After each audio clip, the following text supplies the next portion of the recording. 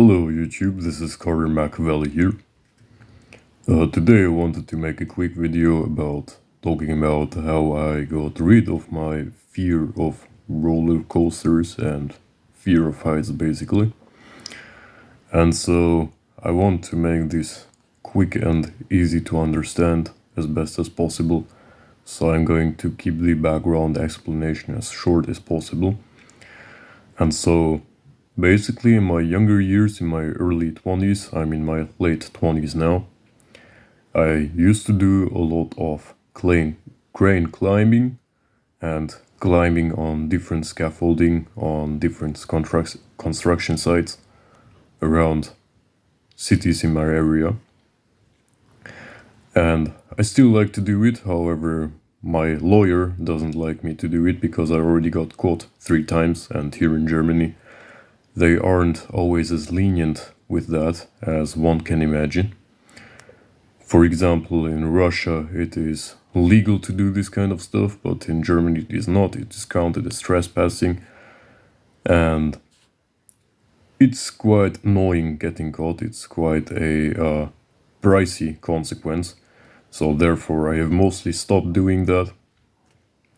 But this climbing on cranes, etc., helped me to get rid of my fear of heights. And so when it comes to the fear of roller coasters, you essentially want to get rid of the fear of heights and the fear of being on a roller coaster. So the G-forces, the positive G, or is it the negative? I don't know. The G-forces that cause you to have airtime. Because essentially, being on a roller coaster can give you the simulation that you are about to die. And in a way, it's a very rational fear, because there are many accidents that have happened on roller coasters or in theme parks, mostly in the US, because the US has less stricter controls to ride safety than Europe, for example. Even though the chance is highly unlikely, the fear, it still can happen, so the fear is in some way rational, even if it's exaggerated. Now, the orthodox way about getting rid of the fear of roller coasters is basically to start small by going on smaller roller coasters, getting used to that, and then gradually increasing your resistance to roller coasters, to the adrenaline on roller coasters, so that you can get on a roller coaster big and still feel fear, but not feel the need to shit yourself. And so this is basically the progress called progressive desensitization, which is used in psychotherapy to treat any kinds of phobias, like fear of spiders is a classic way. You can just Google progressive desensitization and you will know what I'm talking about. So basically introducing a stimuli of fear gradually and getting the stimuli closer. The fear doesn't completely go away, but your life becomes livable in spite of the fear. And so getting rid of my fear of heights, so climbing on cranes, etc., was basically like that. So I scaled small buildings at first and then tried taller cranes, etc. This is also not the legal and safe way to get rid of the fear of heights, but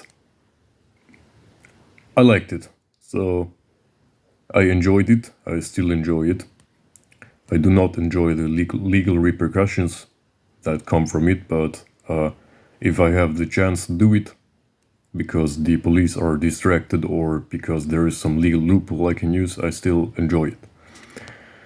And so this was half of the equation, but getting rid of the fear of heights doesn't necessarily translate to getting rid of the fear of roller coasters, because getting rid of the fear of heights in such a manner means that you are afraid of heights, but you have everything under your control. So basically, climbing a crane, or climbing anything, it always depends on your own competence whether you survive or not. Sitting on a roller coaster, as mentioned earlier, things can go wrong and it doesn't rely on your own competence, but you have to put trust in someone else's competence. And so, usually, the people who get rid of their fear of roller coasters do it by, as already mentioned before, warming up and getting used to smaller roller coasters before trying the big ones. And what I did instead was to go on the big ones directly. Yesterday I was at the theme park and my friend and me, he basically pushed me a little to go on the big one directly, and I was really nervous at the waiting line. But I have this kind of mindset shift which I used before to go on like huge attractions, etc. And it's basically the mindset shift of accepting the possibility of death. And so what I mean by that is, you're sitting on the ride, you know you can't escape, so you accept that you're most likely going to survive. But even if you don't, you're dead. That's it. And this has a downside, of course, because it brings you in sort of a focused, relatively calm and disassociated state where you accept everything that happens on the roller coaster, which means your body doesn't respond with adrenaline, or how it feels like in my perspective once that big drop comes or some kind of surprise drop comes on a roller coaster. Your body responds with a slight spike of adrenaline but quickly flushes it out again. So basically the chemicals of emotions that go through your brain, they get like one batch, your brain processes it and shuts it off again. Now, this causes you to have a relatively unrelatable experience, so it doesn't give you the kind of trip or the kind of joy that adrenaline chasers have. But at the same time, it allows you to not feel the kind of negative emotions adrenaline chasers have. So the huge adrenaline spike and being completely afraid, but it allows you to get into a focused state and enjoy the ride from a bird's eye perspective, a sort of disassociate perspective, and looking at it at a very objective way and being fully focused, so it's not like a suicidal kind of state where you just don't care completely if you're going to die, but if you know you have to keep your hands on the railings to hold yourself tightly, you will react to it without panicking. And so this whole technique of this whole mindset shift of accepting the possibility of death is nothing new. It actually comes from Aboriginal tribes in, for example, Southern America, where they do these ayahuasca rituals.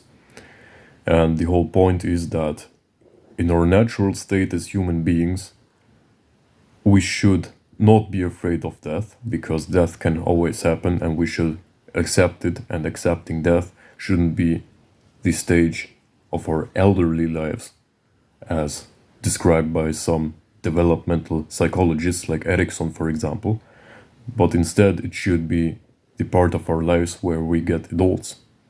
So basically, as soon as we get an adult, we should be able to accept death as a possibility in order to think the most rationally, and in order to accept the death of loved ones and don't fall so this doesn't make us fall into a depression, for example, because our parents died or something like that. Thank you for watching.